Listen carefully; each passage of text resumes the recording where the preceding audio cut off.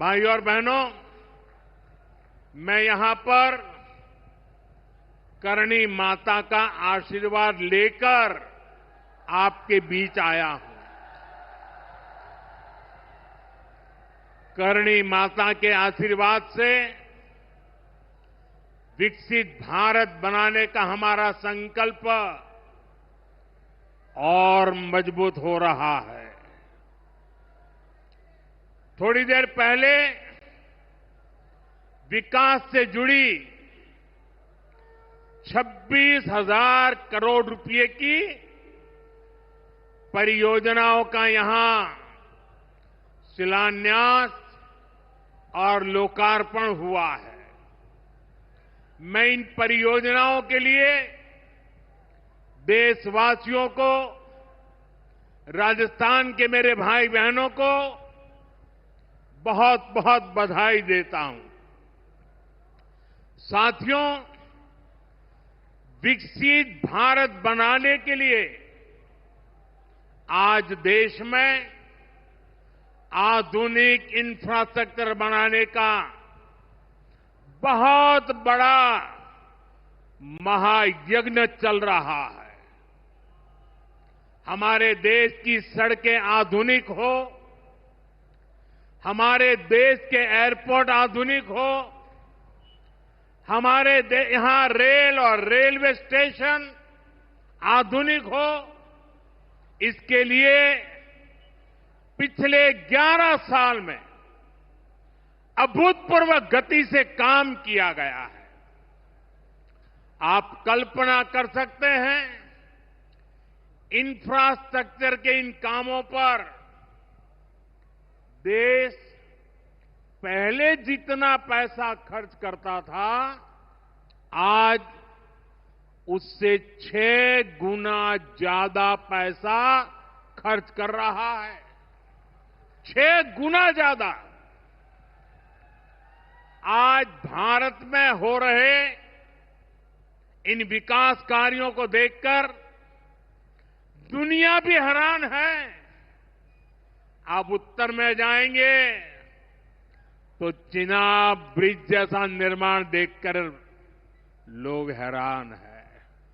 पूर्व की तरफ जाएंगे तो अरुणाचल की सेला टनल, असम का बोगीबिल ब्रिज आपका स्वागत करते हैं। पश्चिम भारत में आएंगे तो मुंबई में समंदर पर बना अटल सेतु नजर आएगा। सुदूर दक्षिण में देखेंगे तो पंबन ब्रिज मिलेगा, जो अपनी तरह का देश का पहला ब्रिज है।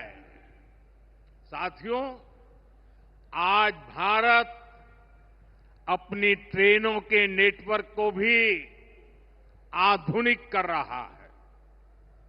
ये वंदे भारत ट्रेनें, अमृत भारत ट्रेनें, नमो भारत ट्रेनें, ये देश की नई गति और नई प्रगति को दर्शाती है। अभी देश में करीब 70 रूट पर वंदे भारत ट्रेनें चल रही है। इससे दूर सुदूर के इलाकों में भी आधुनिक रेल पहुंची है। बीते 11 साल में सैकड़ों रोड ओवरब्रिज और रोड अंडरब्रिज का निर्माण किया गया है। 34,000 किलोमीटर से ज्यादा के नए रेल ट्रैक बिछाए गए हैं। अब ब्रॉडगेज लाइनों पर मानव रहित क्रॉसिंग, वो बात इतिहास बन चुकी है, खत्म हो चुकी है।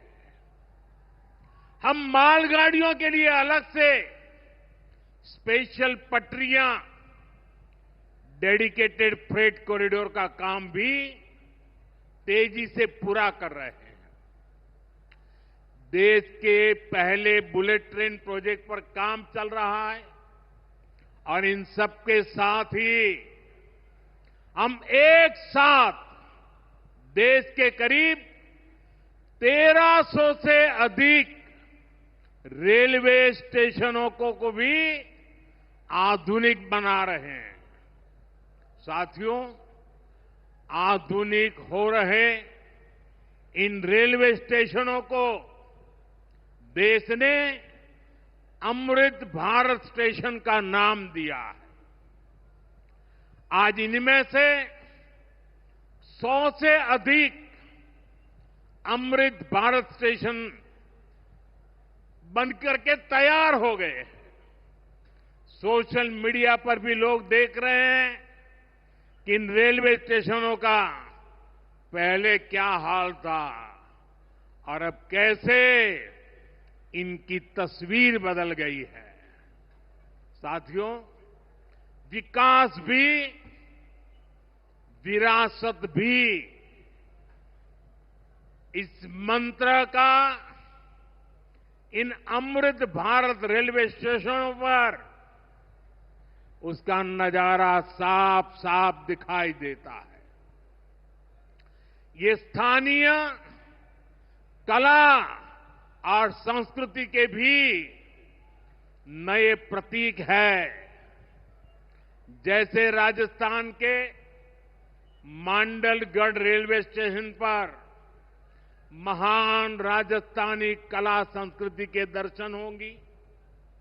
बिहार के थावे स्टेशन पर मां थावे वाली के पावन मंदिर और मधुबनी चित्रकला को दर्शाया गया है।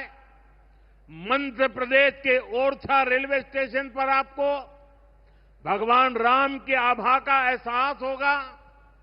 श्रीरंगम स्टेशन का डिजाइन भगवान श्री रंगनाथ स्वामी जी के मंदिर से प्रेरित है। गुजरात का डाकोर स्टेशन रणछोड़राय जी से प्रेरित है। तिरुवन्नामलई स्टेशन द्राविड़ वास्तुकला के अनुसार डिजाइन किया गया है।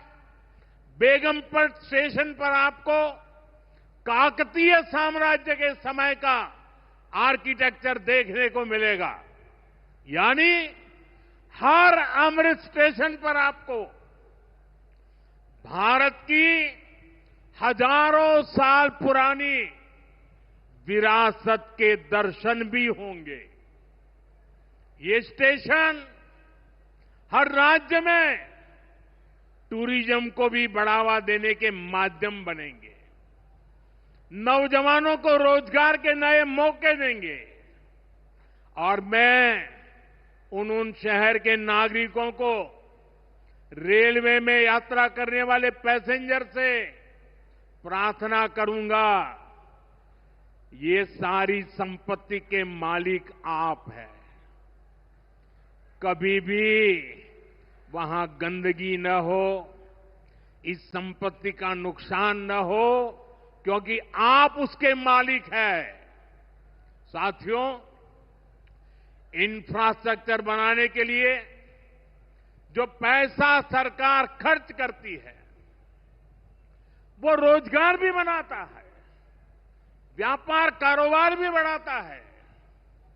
जो हजारों करोड़ रुपए सरकार लगा रही है, ये पैसा मजदूर की जेब में जा रहा है, ये दुकानदार को मिल रहा है, दुकान और फैक्ट्री में काम करने वाले लोगों को मिल रहा है। रेत, बजरी, सीमेंट, ये सारी चीजें ढोने वाले ट्रक, टेम्पो चलाने वालों को भी इससे फायदा होता है। और जब ये इंफ्रास्ट्रक्चर बनकर तैयार हो जाता है तो फिर अनेक गुना और फायदे होते हैं। किसान की उपज कम कीमत में बाजार तक पहुंचती है, वेस्टेज कम होती है, जहां सड़कें अच्छी होती हैं, नई ट्रेनें पहुंचती हैं, वहां नए उद्योग लगते हैं, पर्यटन को बहुत बढ़ावा मिलता है। यानी इंफ्रास्ट्रक्चर पर लगने वाले पैसे से हर परिवार का, खास तौर पर हमारे नौजवानों का सबसे अधिक फायदा होता है। साथियों, इंफ्रास्ट्रक्चर पर जो काम हो रहा है उसका हमारे राजस्थान को भी बड़ा लाभ मिल रहा है। आज राजस्थान के गांव-गांव में अच्छी सड़कें बन रही हैं। बॉर्डर के इलाकों में भी शानदार सड़कें बन रही हैं। इसके लिए बीते 11 साल में अकेले राजस्थान में करीब 70,000 करोड़ रुपए खर्च किए गए हैं। राजस्थान में रेलवे के विकास के लिए भी केंद्र सरकार इस साल करीब 10,000 करोड़ रुपए खर्च करने जा रही है। ये 2014 से पहले की तुलना में 15 गुना अधिक है। अभी थोड़ी देर पहले ही यहां से मुंबई के लिए एक नई ट्रेन को हरी झंडी दिखाई गई है। आज ही कई इलाकों में स्वास्थ्य, जल और बिजली से जुड़ी योजनाओं का शिलान्यास और लोकार्पण हुआ है। इन सारे प्रयासों का लक्ष्य है हमारे राजस्थान के शहर हो या गांव तेजी से उन्नति की ओर बढ़ सके।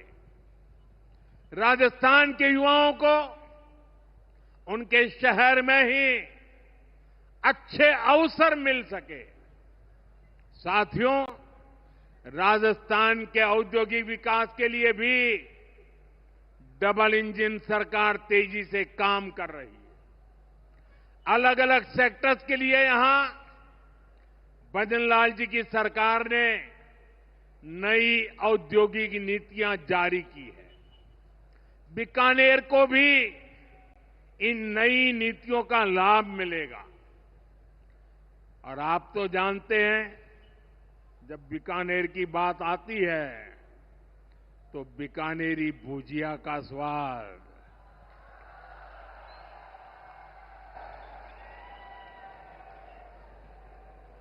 और बीकानेरी रसगुल्लों की मिठास,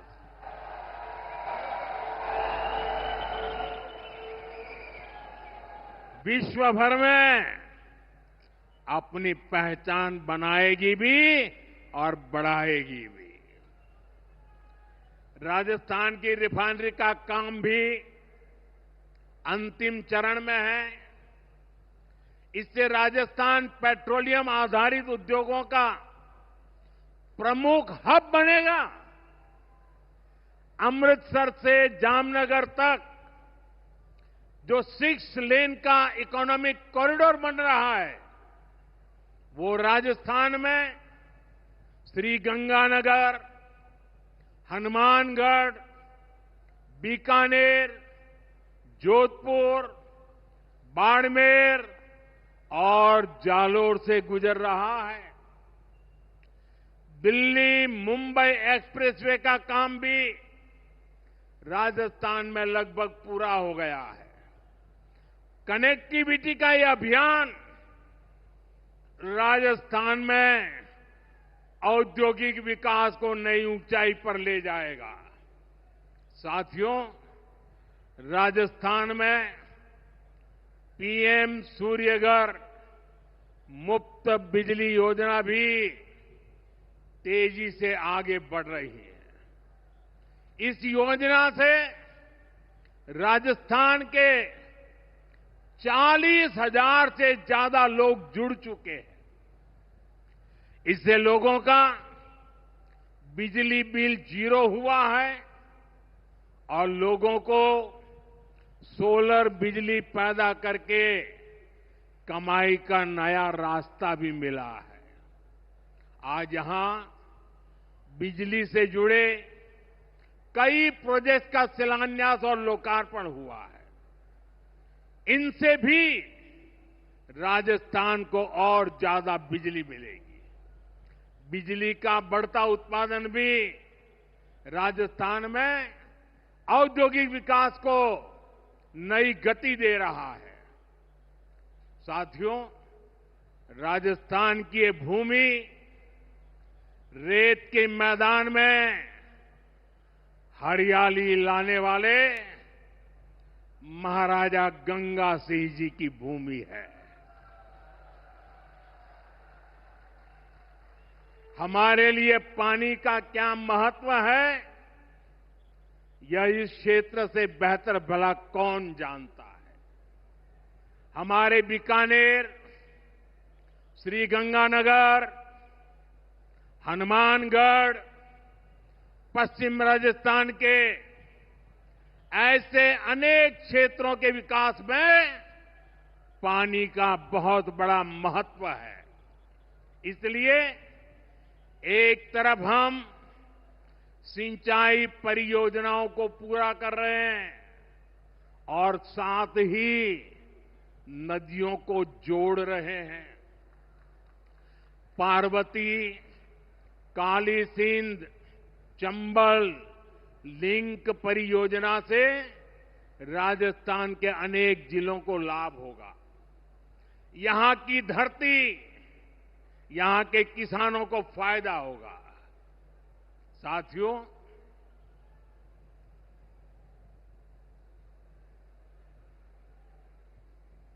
राजस्थान की ये वीर धरा हमें सिखाती है कि देश और देशवासियों से बड़ा और कुछ नहीं। 22 अप्रैल को आतंकवादियों ने धर्म पूछकर हमारी बहनों की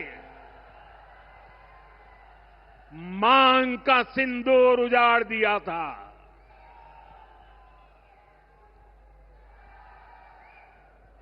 वो गोलियां पहलगाम में चली थी, लेकिन उन गोलियों से 140 करोड़ देशवासियों का सीना छलनी हुआ था।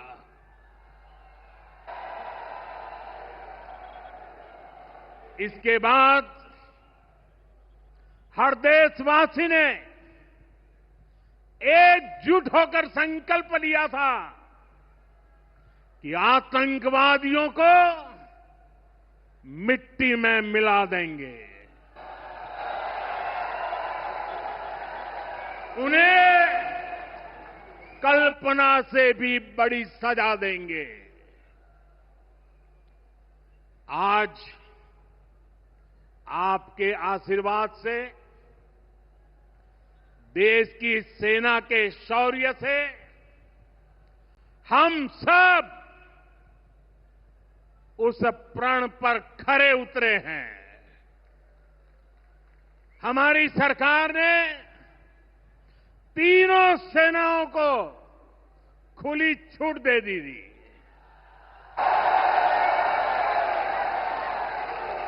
और तीनों सेनाओं ने मिलकर ऐसा चक्रव्यूह रचा कि पाकिस्तान को घुटने टेकने के लिए मजबूर कर दिया।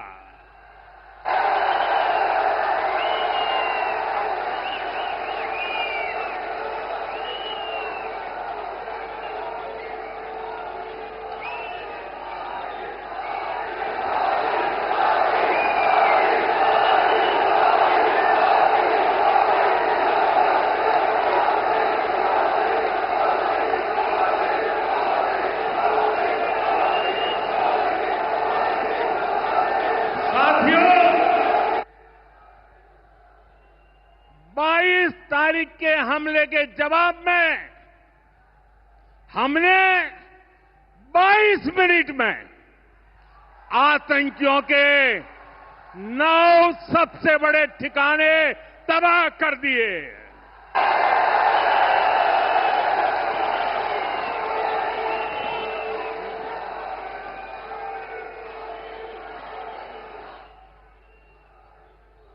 दुनिया ने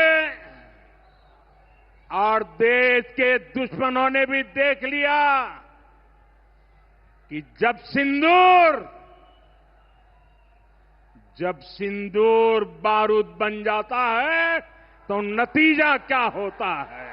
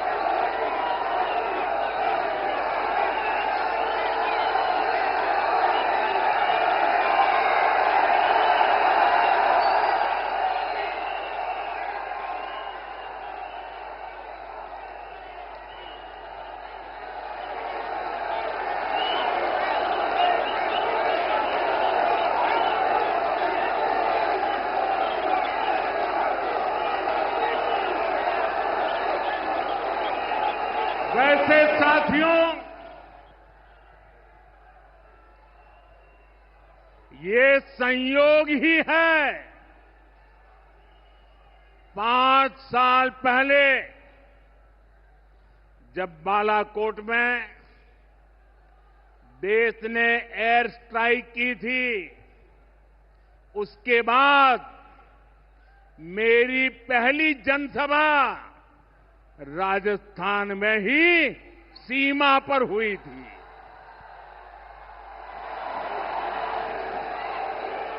वीर भूमि का ही यह तप है कि ऐसा संयोग बन जाता है।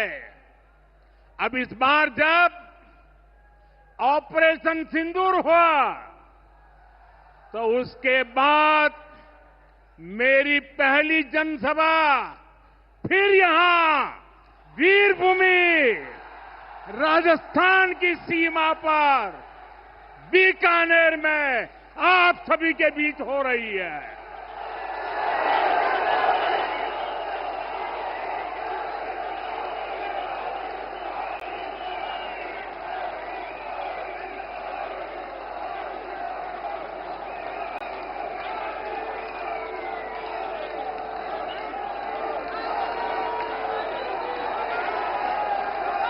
साथियों,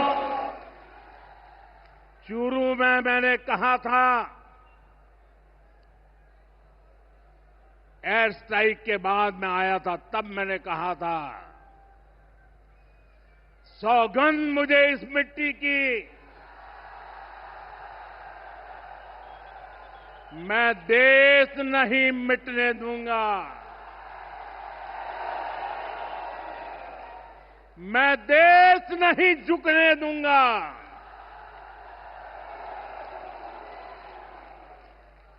आज मैं राजस्थान की धरती से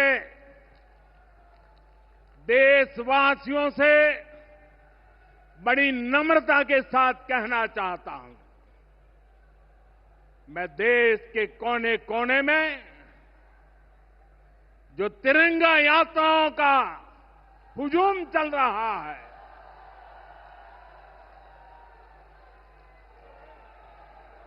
मैं देशवासियों से कहता हूं,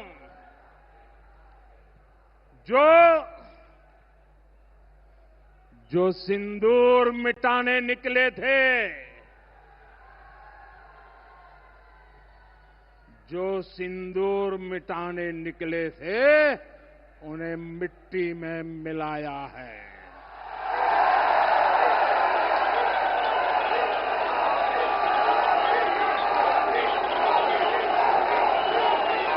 जो हिंदुस्तान का लहू बहाते थे, जो हिंदुस्तान का लहू बहाते थे, आज कतरे कतरे का हिसाब चुकाया है।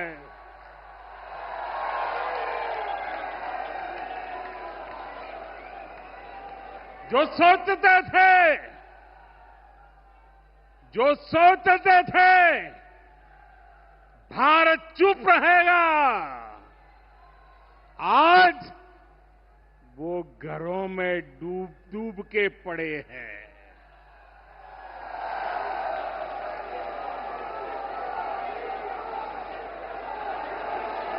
जो अपने हथियारों पर घमंड करते थे, जो अपने हथियारों पर घमंड करते थे, आज वो मलबे के ढेर में दबे हुए हैं।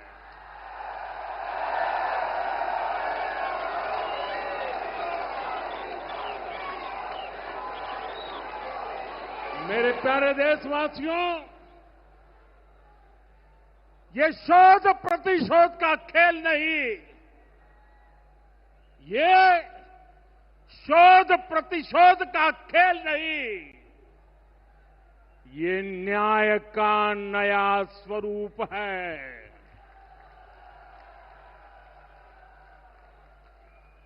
ये न्याय का नया स्वरूप है। ये ऑपरेशन सिंदूर है।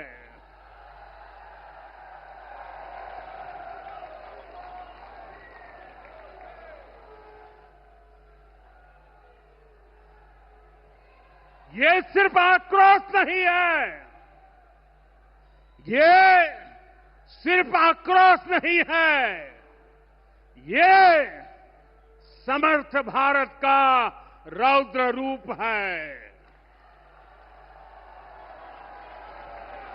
ये भारत का नया स्वरूप है।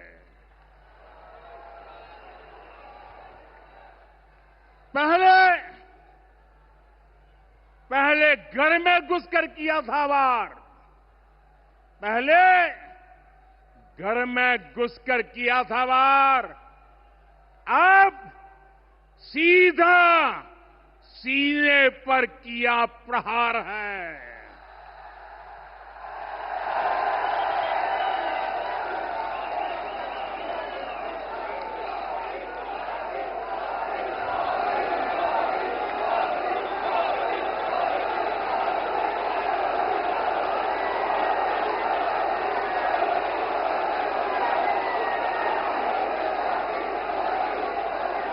आतंक का फन कुचलने की, आतंक का फन कुचलने की यही नीति है, यही रीति है, यही भारत है, नया भारत है। ये भारत माता की, भारत माता की, भारत माता की। साथियों, ऑपरेशन सिंदूर ने आतंकवाद से निपटने के 3 सूत्र तय कर दिए हैं। पहला, भारत पर आतंकी हमला हुआ तो करारा जवाब मिलेगा। समय हमारी सेनाएं तय करेगी, तरीका भी हमारी सेनाएं तय करेगी और शर्तें भी हमारी होगी। दूसरा, एटम बम की गीदड़ बप्तियों से भारत डरने वाला नहीं है। और तीसरा, हम आतंक के आकाओं और आतंकी सरपरस्त सरकार को अलग अलग नहीं देखेंगे, उन्हें अलग अलग नहीं देखेंगे, उन्हें एक ही मानेंगे। पाकिस्तान का ये स्टेट और नॉन स्टेट एक्टर वाला खेल अब नहीं चलेगा। आपने देखा होगा पूरी दुनिया में पाकिस्तान की पोल खोलने के लिए हमारे देश के 7 अलग अलग प्रतिनिधिमंडल पूरे विश्व भर में पहुंच रहे हैं और इसमें देश के सभी राजनीतिक दलों के लोग हैं, विदेश नीति के जानकार हैं, गणमान्य नागरिक हैं। अब पाकिस्तान का असली चेहरा पूरी दुनिया को दिखाया जाएगा। साथियों, पाकिस्तान भारत से कभी सीधी लड़ाई जीत ही नहीं सकता। जब भी सीधी लड़ाई होती है तो बार बार पाकिस्तान को मुंह की खानी पड़ती है। इसलिए पाकिस्तान ने आतंकवाद को भारत के खिलाफ लड़ाई का हथियार बनाया है। आजादी के बाद पिछले कई दशकों से यही चला आ रहा था। पाकिस्तान आतंक फैलाता था, निर्दोष लोगों की हत्याएं करता था, भारत में डर का माहौल बनाता था, लेकिन पाकिस्तान एक बात भूल गया। अब मां भारती का सेवक मोदी यहां सीना तान कर खड़ा है।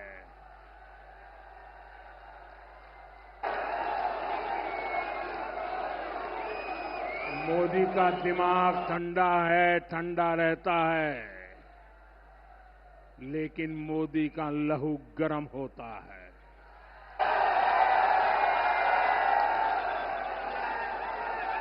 और अब तो मोदी की नसों में लहू नहीं, गरम सिंदूर बह रहा है।